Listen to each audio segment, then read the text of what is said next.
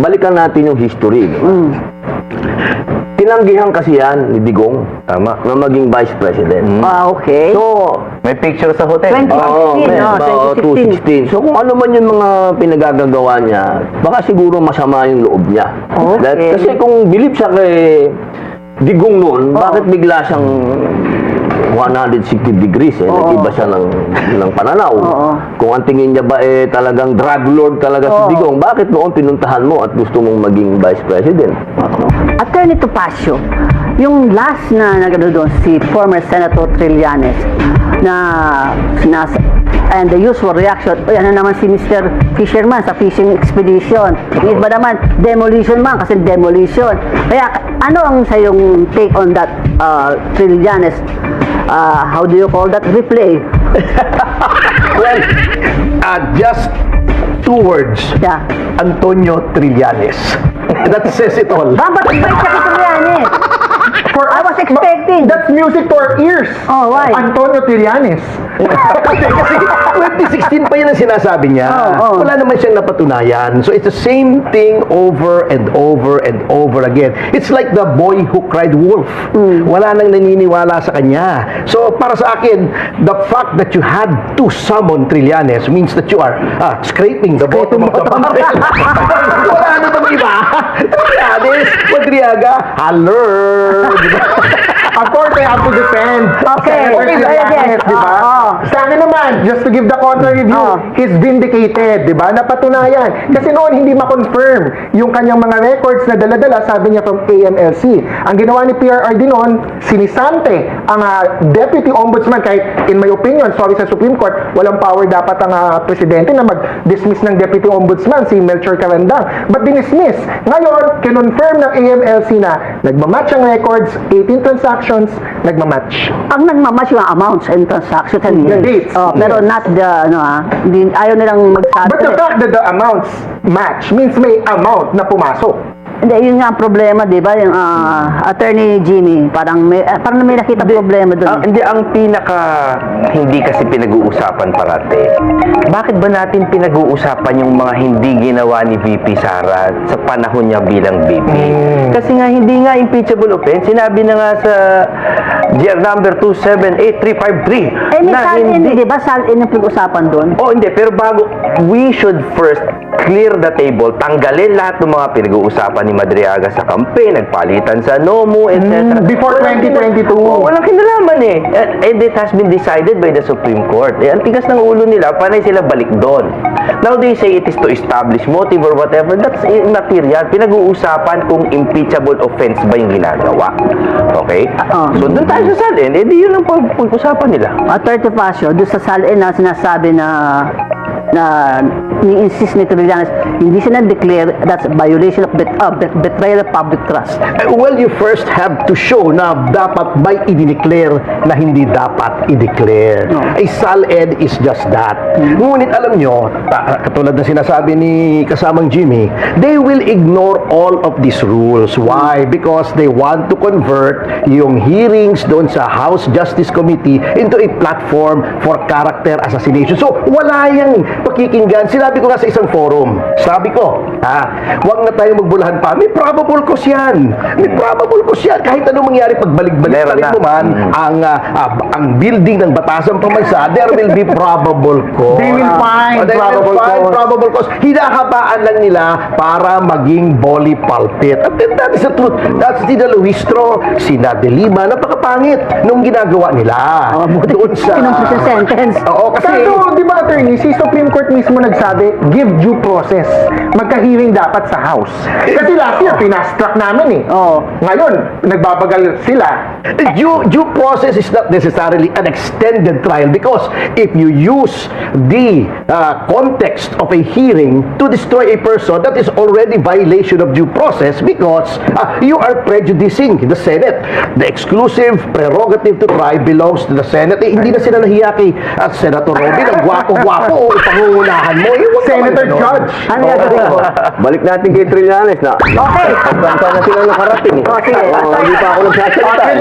Oh, sige, Kitrillanes, dati ang... Na pinuntahan ni Senator, sorry, I have to mention, naalala ko talaga sa memory ko, pumunta kayo ng Senado. Hindi pa kayo senador. Pumunta kayo sa Senate parking lot. Tapos Arestuhin ko siya. Bakit? Bakit? Meron siyang warrant ko pa noon eh. Citizen's arrest. On what? Eh, magaling si Senator Tito Soto. Hindi ako pinapasok eh. Oh. naka-Facebook live siya noon. Oh, Sabi hindi mo, matandaan.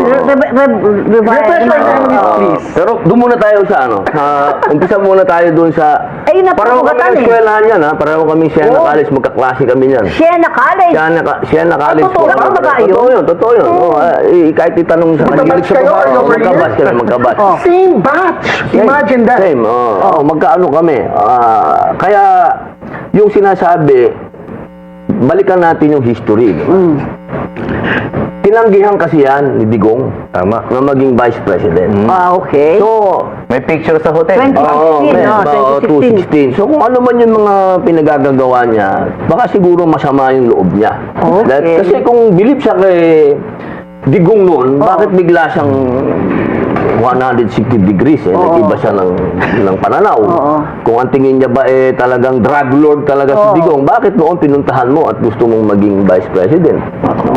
Tsaka sa record niya, talagang demolition man siya talaga nung panahon din Military man eh, kasi, ni di ba? Binay. Oo. Di ba? Hindi lahat ng military GMA. ganun na. Oo. Hindi GMA lahat pa. ng military ganun. Kasi ako kahit military, Tama, GMA. military ako, heart by heart.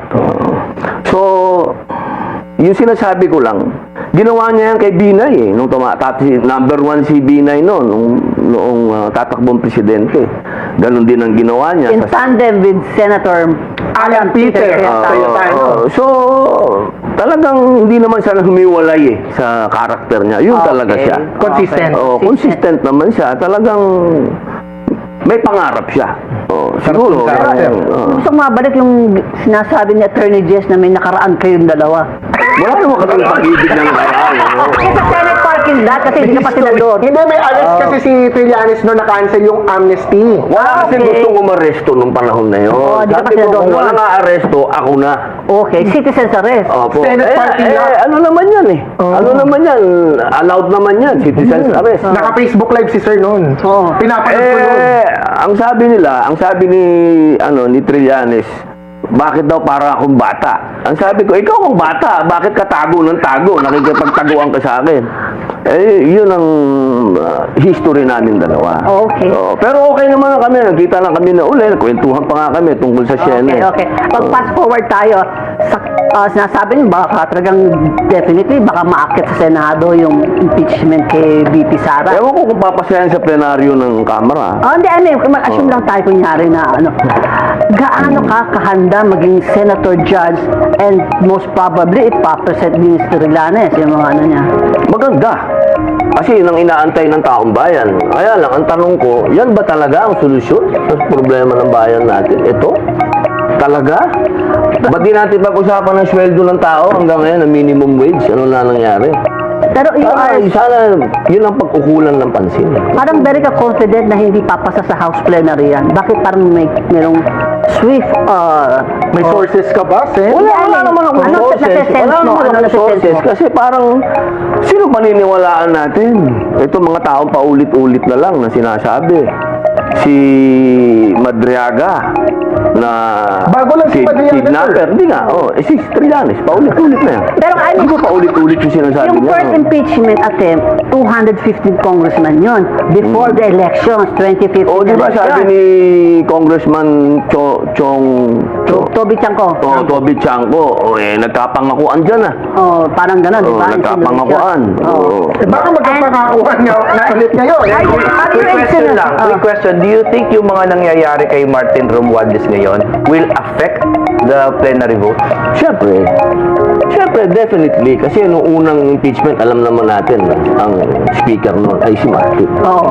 So, because na-implicate siya, kaya parang nakikita mo na hindi maano yung kay BP sa May mga ibang congressman na nanlalamig. Oo, gano'n. Kaya kami Di ba parang confident. ganun na? Di ba parang ganun na? Meron na mga grupo na nagsasabi na hindi naman hindi naman credible si Madriaga. Meron ng mga ganun eh. Hindi naman to Eh, kaso 105 lang kailangan nila, Sen. 105. Tingnan natin kung baka 105 sila. Tatanong ko kay Senator Robin. Kasi Lahat to politika, tandaan Yeah, mo. politika nga. to ha. The last time, may 45 congressmen from PDP, Laban, and Lakas jump to the Partido Lagi Federal naman ng ganun. Pilipinas. Oo nga. Pero I mean, Lagi naman ganun Kaya pag eleksyon. Hindi naman malapit nabago na kasi ang- eleksyon. Oo. Diba? Malapit Opo. na eleksyon. So, pupunta na sa administration party. Eh, ang Senator Robin Hood Padilla, medyo nababalitang siya yung unnamed vice presidential candidate na iniintay ni VP Sara. Gusto ko lang i-claim, Mami Chu, na ako ang unang nag-post yan sa Facebook. Wow! Para lang malinaw. Vice Alam nyo, President. Hindi ako Robin Una Padilla. nagsabi niyan, hindi ako gugustuhin ng maraming tao na maging vice president. Okay. Kasi unang-una, ang hihingin ko, halimbawa lang, Oo. ang hihingin ko diyan kay, halimbawa, ang si Inday, na Oo. maging presidente, pagpapatayin ko ulit ang mga kriminal para magsama na kami ni Digong. Anong posisyon hihingin mo, sir? O di, presidential Secretary? anti-crime. Ay. Parang- Kasi hindi ako ang nababagay dyan. Kasi kahit na ang mga anak ko, na nag-usap kami dyan, nagkaroon kami ng mga pag-uusap dyan ng anak ko. Ilang Opa, anak mo paano pagka ikaw ang naging vice president? Sabi ko sa kanya, mas magiging mahigpit ako kaysa kay Digong. Bloodier. Bloody. Ilan ba? Ano pa na babae na Kaya ang nito? sabi ng mga anak ko, oh no. Oo, delikado. Ang babae, anak mo, daughters mo? Di ba, 7 po ang anak ko. Babae lahat, di ba? 6 ang babae. Ano babae? Di ba? Opo. So we will expect a bloodbath kung vice president ka, sir. Kasi wala, ako nga lang nagsusulong ng death penalty, ayaw na lang akong pagbigyan. Kasi talagang, ang paniwala ko talaga, masyado na maraming demonyo dito sa ating bayan. Even for the corrupt, death penalty. Kala ko ba you want Surrender. everything under the Constitution? Hindi. Marami kasi may treaty pa tayo sa EU na bawal ng death penalty. Marami tayong pinasok na treaty for the sake of economic reasons. So pagka layman's term, kanto term, ibig sabihin lagay yun. Nalagyan tayo para hindi tayo sumang-ayon dyan sa death penalty. Pero mga mahal kong kapatid, sa history pa lang ng bansang ito, may death penalty na tayo. Wala pang mga kolonyal dito, may death penalty na tayo. Parang naman yung mga lakandula ni ano. Anyway, bakit ikaw na balita sa bilyonaryo yata sa politiko, na binenta niyo yung Padilla Museum? Binebenta ko po. Oo. Saan Opo, ba yung binibenta Padilla ko. Museum? Ano po yung bahay namin yun? Ancestral. Sa Bicol? Opo. Saan sa Bicol? Di po, dito po sa Quezon City, sa Fairview. Ba't nyo binibenta, Oo. sir? Kasi alam nyo, matagal kong nang 2010 pa, nung naging labi-dabi kami, ni Mariel, gusto ko na talagang mag-retire. Okay. Gusto ko na talagang magpunta sa abroad. Magpunta na nga kami ng Netherlands, ng Germany. Inabot ka ito na ngayon, ng- ito doon ka ngayon, dun eh. 2028. Gusto ko nga si Jimmy na maging senador eh. Kasi talagang para sa akin, kung hindi natin mababago ang sistema ng gobyerno sa Pilipinas, Oo. Tama na. Retire ka na. enjoyin ko na lang yung asawa ko, ano na lang ako sa mga anak ko. Kasi hindi, Retire from hindi ako politics. naniniwala sa sistema na to. I'm sorry. Oo. Patawarin niyo ako, hindi ko nakikita ang future ng sistema na to. Saan ka mag-retire, sir? Well, If ever. Di ba sa Ang gusto Iceland, ko sa Brunei. napag-usapan natin, Brunei. Oo, ayaw ng asawa ko doon, mainit doon. Kasi nagpunta na kami, ano na kami. Nag-ocular na kayo. Totoo. Punta na kami. Sa Iceland, napag-usapan natin dati. Ay, eto ngayon, sabi ni Mariel, o sige, kung gusto mo matahimik tayo sa Iceland, nagpunta kami ng Iceland. Oo. Ang mahal, pare. Kaya napunta dun sa usapin na ibebenta ko yung bahay. Kasi para maka-afford Sa namin. retirement fund. Maka-afford namin. Thailand, magandang Thailand. Malapit lang. Ayoko muna. sa Thailand. Iba Oo, baka speculation sakalin ko ako eh. ng asawa ko dun. Iba yung speculation ko eh. Iba yung speculation ng many na Opo. napafundraising na si Senator Robin Padilla for 2020. Ayun pala, tinutumbok mo. Hindi ko Hindi, kailangan nagbasa ko lang. mag-fundraising. Naging number 1 ako nang hindi ako gumastos. Oh, yun na, right? yun yung naisip ako. Opo. Oo, di ba? Opo. So, you put it up for auction na. Opo, maraming lang nakakatuwa, maraming nagbibid. Wow. Pero gusto ko kasi dollar. Sabi ko, kung babayaran niyo ako dollars, kasi wala akong tiwala sa pesos, mamaya kung siyang pagaling yung Oh pera. my God. Anyway, Eh, bababa na din, sir, ang dollars ngayon. Okay lang, basta huwag lang galing sa flood control. anyway, Lalong uminit yung summer nung nandito kayo.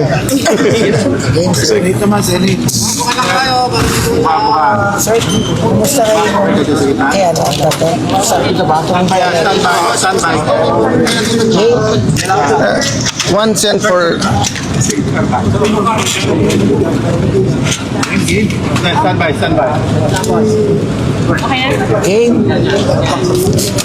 Well, sure. Sir, yung kay Senator Bato na ongoing ang ethics committee. So, klaruhin ko lang yung kay Senator Bato. Lahat ay gustong pumasok siya. Gusto ni Senator Bato pumasok. Ayaw niyang hindi pumasok. Gusto ng minority pumasok siya. Gusto ng majority pumasok siya. Anong problema? May threat sa kanya na walang assurance ang gobyerno na mapoprotektahan yung kanyang karapatan. So katulad ngayon po, pumasyal po kayo dito sa Taguig. Kahit anong tapang nyo po bilang media, kung credible yung threat na pag pumunta kayo dito, kukunin kayo, dadaling kayo sa Hague, pupunta ba kayo dito? Kung gusto nyo man pumunta, yung editor nyo mismo magsasabi, wag kayong pumunta kasi pwede naman kayo mag-interview sa ibang lugar. So it is not by desire of Senator Bato na wag siyang pumasok. So that's the difference. So kung may hindi pumupunta for another reason, inuna negosyo, tinatamad. Pero pagka may rason, di ba, may sakit o kaya unofficial business, in this case, may threat eh. So, nagkaroon ng isang paglilinaw ang DOJ noon, but with all due respect, lalong lumabo. Kasi ang sinabi ng DOJ noon ay may karapatan siya tumakbo sa korte at susundin yung korte. Pero in a nutshell, pinaraphrase ko lang. Pero ang sinabi din nila, may option din ang gobyerno na pag may warrant of arrest, arestuhin na lang siya tapos ipadala na siya doon. And then nag-announce yung ICC na meron silang tinatawag na secret warrant. Hindi po yun yung ating konstitusyon. Sa ating konstitusyon, huwes lang, judge lang ang pwede mag-issue ng warrant of arrest. Kaya kung may warrant of arrest galing sa abroad, dadaan pa dapat sa ating judge yun. Yun ang stand namin. Walang makapag-assure kay Senator Bato eh. So I talked to someone very close to him. Ang sabi, simple lang sir, ma-assure lang kami ng Philippine government na may day in court siya dito. Kahit arrestuin siya dito sa Pilipinas. Pero yung sasabihin pwede siyang kunin tapos ipadala na lang sa ibang bansa ay maninindigan siya. So the threat is the arrest, Senator? Yes, I mean, that's from the start naman, di ba? Kasi nilabas nila na may warrant tapos may ganon, di ba? Oh. So I'm not judging what's right or wrong. I'm just giving you human nature. Diba? Human nature. Kahit ang Secret Service, pag tingin nila may threat sa presidente, sa vice president, hindi nila papupuntahin doon. Diba? So, hindi po voluntary ang pag-a-absent ni Senator Bato. Gustong-gusto niya po pumasok sa session. Let me clarify one more thing. Sabi nung iba hindi siya nagtatrabaho. Magkaiba po yun ha.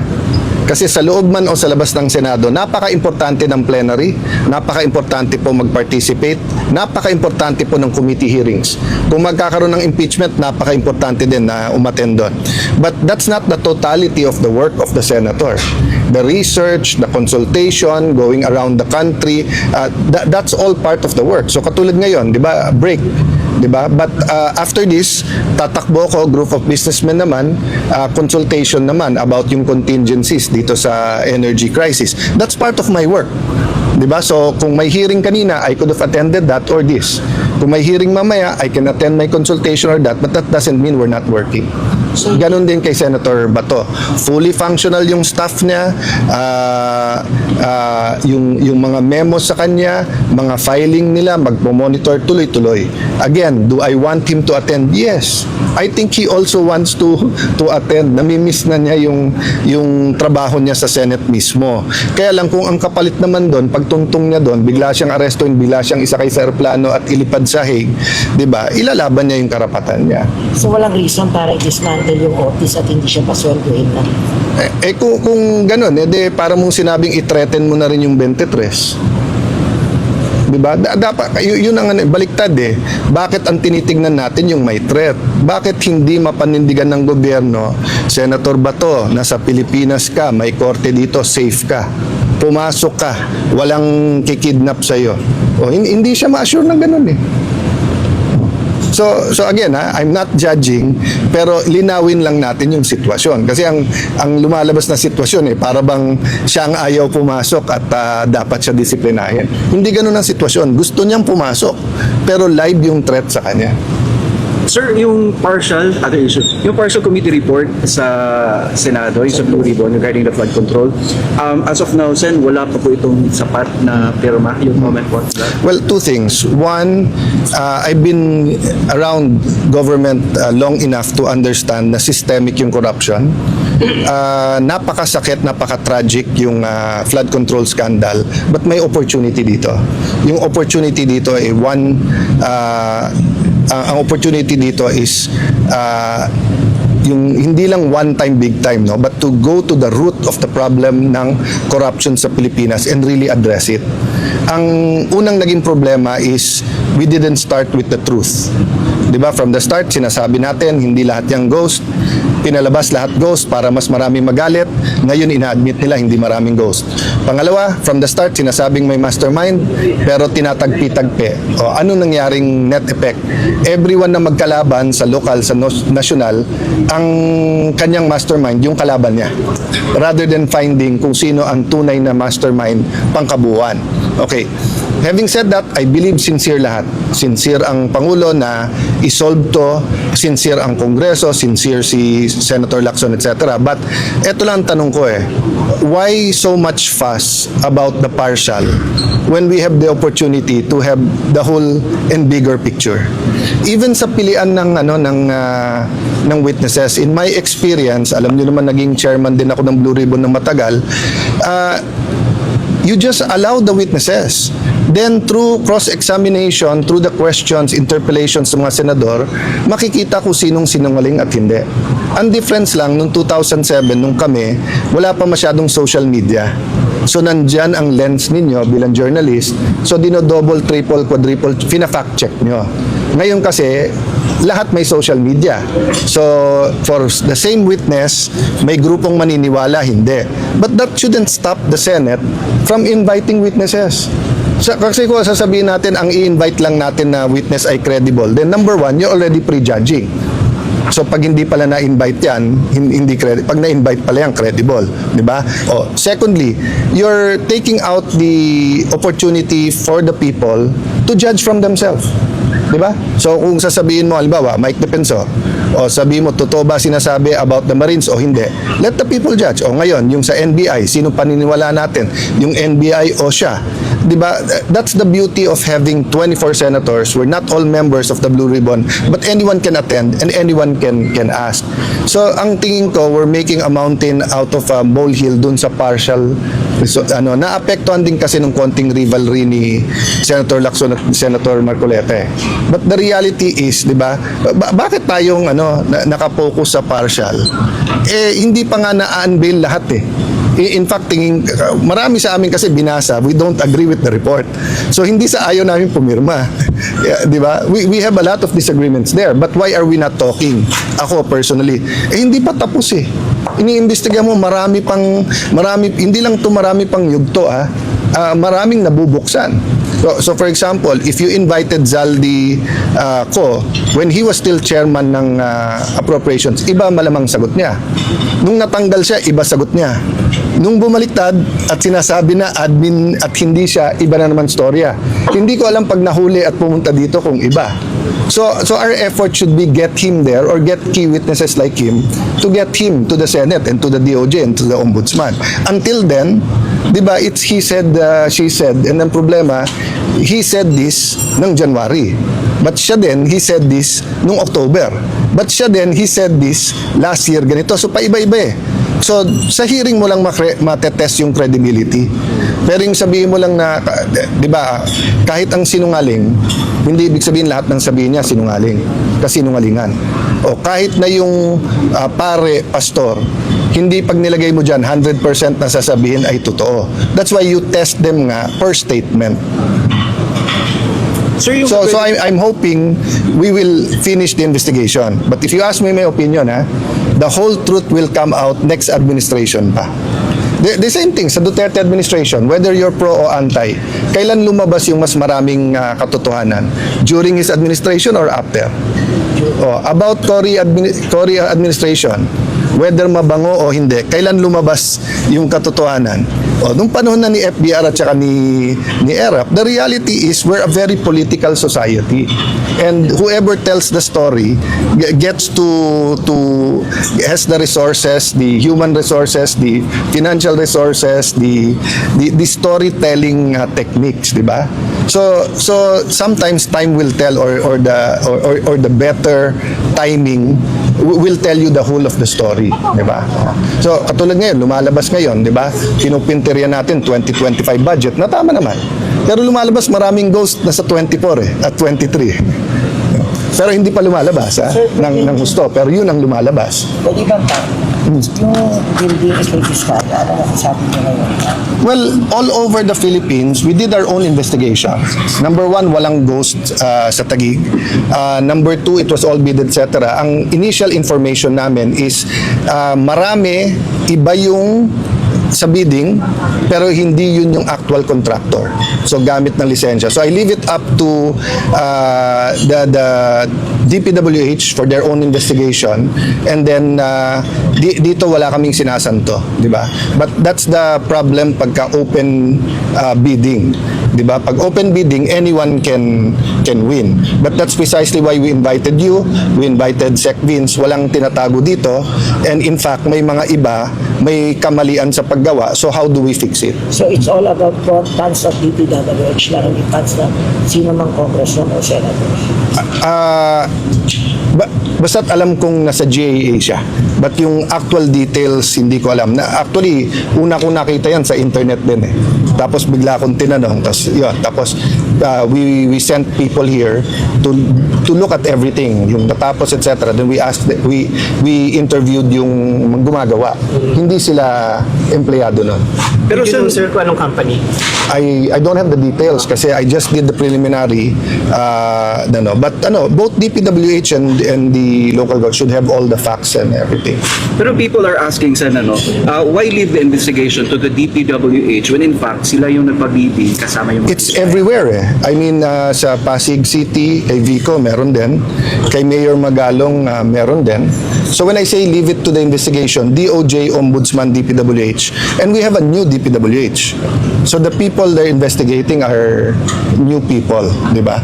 So it's self-serving for politicians to investigate themselves. But it's katangahan for me not to even ask questions. Diba? So we ask preliminary questions, satisfy ourselves. If we find something deep, then we will ask for whatever kind of investigation. That's why at the start of this, sinabi ko sa lahat, open books, transparent, tignan nyo lahat.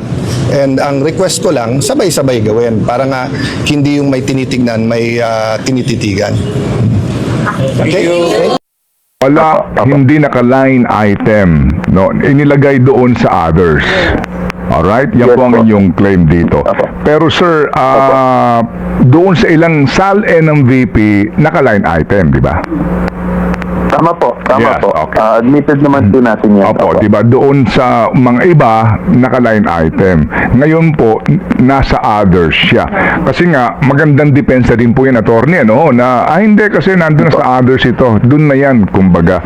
So, ano ang katwiran kung bakit nung una meron, ngayon nasa others na lang? Actually, it was really plainly the decision of the Vice President to categorize it that way po sa aming pag-uusap. Talagang ang ginawa lang niya is kung motor vehicle, sinama niya ito, motor vehicle, various years, and then yung pera and everything, nilagay na lang niya sa others. No? So, that is, kumbaga, hindi na po ako mag-argue kung ano yun, but that was a decision that she made that time. Opo. Sige po, ginagalang natin yan.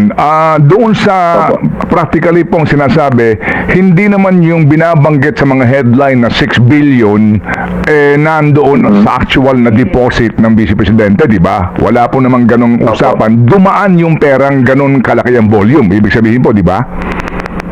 Maari po, maari. Pero ang sinasabi natin is Itong transactions po na yun, Manong Ted, ay over how many years of transactions, you know, so maaring pwedeng ang laman, again, I don't want to speculate, pero we're just trying to explain no, the situation.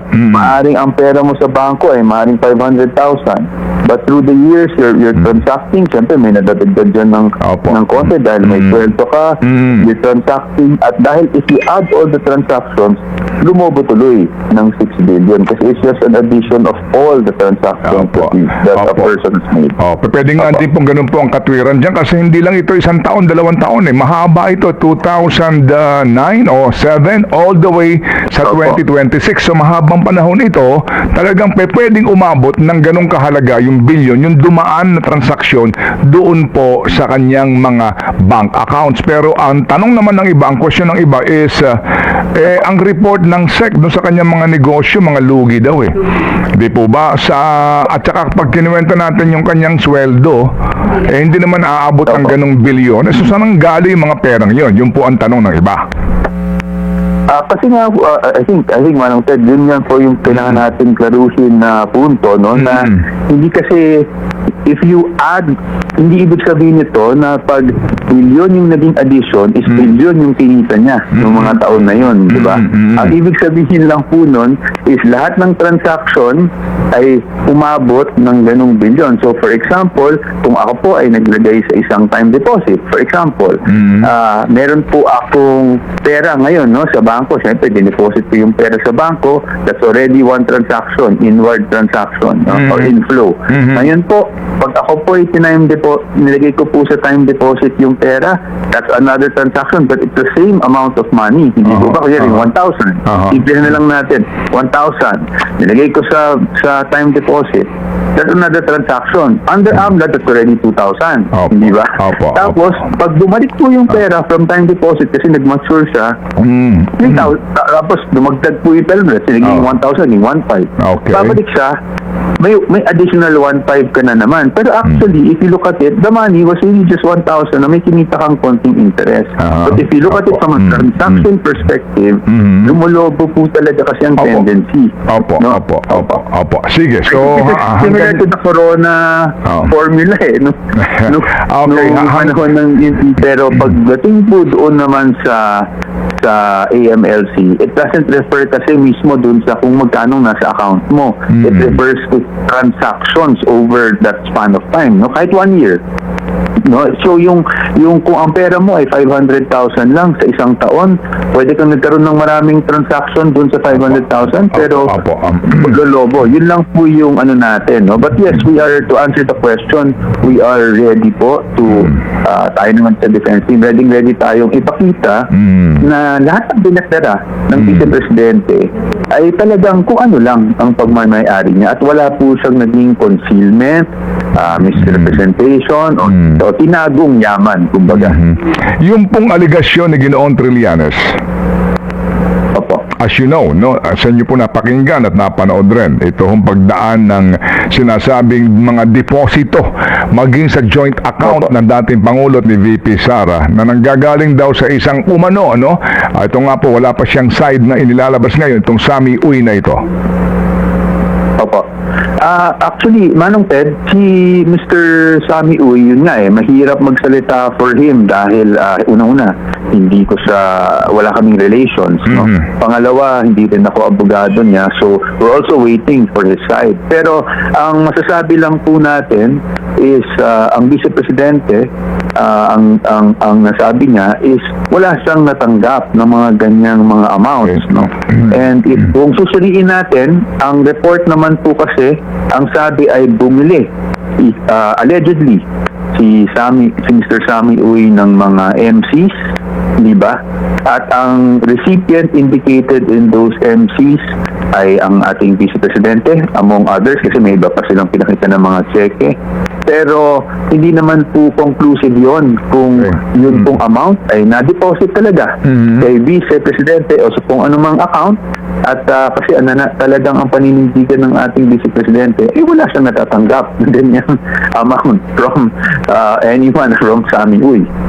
Opo, well, meron naman siyang official na pahayag, particular dito nga sa binabanggit ni Ginoong Trillanes at yun nga po ang ating aabangan na kasi po ang aming pagtawag nga sa inyo, mapakinggan lang ang panig mismo Tama ng po. tanggapan ni Vice President. Kayo man po'y sang-ayon o hindi, ito po ang aming pong responsibilidad, kunin po ang panig ng Vice Presidente. Sige po, so Manong Ted, Apo. I'm very thankful actually na may nakaraang araw na nag-invite kayo at nagsabi naman ako na hindi ako pwede munang mag-interview ng mga panahon na yun. Pero I'm very thankful dahil tama naman po kayo. I think kailangan ding, although siyempre, re-respondi kami sa tamang forum, pero yung mga bagay, at least ma-explain man lang natin sa public yung facts. Yun lang naman ang habol namin sa ngayon. Opo, sige. So, definitely po, kumpirmado na yan, hindi na po sisipot si VP Sara sa next invitation po sa ikatlong hearing ng Committee on Justice. Klaro na po yun. Confirm na po yun. I would confirm that, Manong Ted, because meron na tayong naihain na SC petition specifically questioning yung jurisdiction, no? Not to initiate impeachment complaints, let's be clear. That's not beyond debate. Nasa Constitution naman yan that Okay. the House can initiate. Pero yung napapansin nating extent ng ginagawa nila dito sa mga proceedings na yan, we are questioning that, no? Yung jurisdiction nila to conduct yung mga proceedings na ganito yung extent, no? So masasabi ko po that it will not be consistent with our position kung sumipot po ang ating business. Yung dare ng iba na pumayag na si VP Sara at maging ang kanyang mister na buksan yung kanilang tax records. Kasi pwede ho naman yan kung magkukusa itong taxpayer na pabuksan sa kamera itong kanyang tax record para tayong magkaalaman na anong sitwasyon doon. Ano yung masasabi doon? Unang-una po, I'll be very, very honest with you, hindi pa po namin napag-usapan yan ng Vice Presidente. Pero pangalawa, I think it's not the proper forum, no? Kasi nga, pagdating doon, ang defense, wala naman kaming chance to scrutinize, to cross-examine, hindi ba? So, I think dito sa stage na to, ay hindi po ito ang tamang forum para pagbigyan yan. And in fairness to Attorney Man Scarpio, meron din naman po siyang set of lawyers and I believe they also already filed something with the RTC regarding that. Yung COA disallowance, meron na po ditong desisyon ng komisyon doon sa 73 million at meron pong lumabas na pinakabago naman ito, mas malaki itong halaga. Ano po, na disallowed po ng COA. Pareho po ito, no? Yung pong sinasabi na maling paggamit po ng confidential fund. Ano ang tugon nyo? Doon muna po sa meron na pong commission and bank decision. Pinasasauli ang pera. Yung pangalawa ho naman, doon po lamang po sa team na nag-audit nito. Pinasasauli din po ang pera. Opo. Thank you po, Manong Ted, for giving me the opportunity to also discuss that. Yung COA Commission Proper Decision po, sa totoo lang, wala pa pong natatanggap na copy, whether it be the defense or yung OVP mismo, meaning official copy from COA nitong decision na to. Kaya kung napapansin nyo nung hearing na kung saan nasabi na rin ako at nandun ako, medyo napapasilip ako dun sa phone nung katabi ko dun si Attorney Camora dahil nagulat din po ako, no? We were not aware na may ganun ng decision until that hearing itself. Sa ngayon, wala pa po kami natatanggap, but I think we have to inform the public na hindi pa po final yung decision na yan as is being circulated. Kaya yung restitution ng pera o pagbabalik ng pera ay hindi pa dapat nagiging usapin dahil ayon sa COA Rules of Procedure mismo, meron pa pong 30 days upon receipt noong desisyon ng Commission Proper kung saan maaring mag-file ng motion for reconsideration. At yung natitirang araw doon sa 30 days, no, after ma-deny, kung ma-deny man ang motion for reconsideration, pwede pang iakyat ito sa Supreme Court via Rule 64, no? Kasi so Supreme Court pa rin po ang magiging final say dyan. Opo. Sige, so at least nakuha po namin ang inyong panig dito nga po sa dalawang COA disallowance na ito, no? Pero ito nga po ang ating pong tanong, kung totoo po na gusto ng Vice Presidente ng bloodbath, kung kayo po nagsasabi na ang proper forum dito ay Senado, kung sinasabi po ninyo ng mga abogado na hindi na kami sisipot dyan, wala naman kaming chance to cross-examine at wala kami pakakataon dyan na makibahagi sa diskusyon at doon na lang kami sa Senado, bakit pa po panay ang petition sa Supreme Court to stop the proceedings? Kasi Manong Ted, nakita naman natin talaga bilang mga abogado, we have to protect the rights of our client. At pag nakita natin na may mga labag sa aming pananaw, no? Sa aming pananaw, we have to remember, we're advocates. Sa aming pananaw, may paglabag sa konstitusyon, they are already exceeding, whatever jurisdiction is vested upon them sa konstitusyon, trabaho rin naman po namin na dumulog sa Supreme Court, hindi lang para sa Vice Presidente, of course, but for all impeachable officers in the future, kung pwede ba itong ginagawa nila. Ngayon, as I said, hindi naman din natin alam kung anong magiging desisyon ng Supreme Court. So, kung yan man ay maging pabor sa atin o hindi maging pabor sa atin, respetuhin po natin yan. At kung, of course, I don't want to speculate, pero kung yung cameraman ay magdesisyon, ay iakyat yan sa Senado for trial, we're also ready for that eventuality po. But sa amin, we are not trying to suppress anything, pero I think kailangan din namin bilang abogado na protektahan talaga yung rights ng aming kliyente, lalong-lalo na pag nakikita namin na may infirmities dito sa ginagawa nila. Kasi, for example, Manong Ted, ang pinag-uusapan lang dapat natin, hindi pa pag impeachable offense, ay yung years kung saan ina-occupy ng impeachable officer yung opisina, which is 2022 to 2025. Pero nakita naman natin dito na mula 2006, I think 2005, pati yung mga records na pinasasabina, which is no longer relevant really kung talagang impeachment ang hangarin natin dito. Well, siguro sa kabilang kampo naman, relevant yun kasi nga gusto namin makita yung pattern. Di ba? We would like to lay the predicate, ika nga, na kung saan ang gagaling yung deklaradong yaman. I mean, for the other side. No? Well, anyway, so bottom line dito po, ang binabanggit nga po ng iba, sorry po, attorney, ito lang ho, Okay lang po. ang sinasabi nila, kasi iba ang sinasabi ni VP Sara sa ginagawa niya at ng kanyang mga abogado. Panay gusto ninyo ng hearing, gusto ninyo ng trial, pero kinokontra nyo naman. Yun lang po yan, basically po, at yung nga po yung tugon dyan. So sa lahat ng ito na nakikinig sa atin, sige po, ano po ang inyong mensahe so far this morning po, doon nga sa argumento na kung gusto nyo talagang magkaalaman, wala